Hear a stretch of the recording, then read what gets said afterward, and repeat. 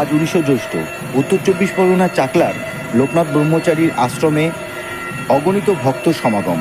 আজ 136তম তিরোধান দিবস। সকাল থেকেই অগণিত ভক্তের সমাগম মন্দিরকে কেন্দ্র করে। ব্রহ্মচারী আশ্রমে লোকনাথ ব্রহ্মচারীর আশ্রমে অগণিত ভক্ত রাজ্যের বিভিন্ন প্রান্ত থেকে তারা এসছেন। আজ 136তম তিরোধান দিবস উপলক্ষে লোকনাথ মন্দির প্রত্যেক বছরের ন্যায় এবছরও সাজো সাজো রব। মন্দিরে যজ্ঞানুষ্ঠান হচ্ছে এবং সন্ধ্যা আরতির অনুষ্ঠান আর কিছু সময়ের মধ্যেই শুরু হবে।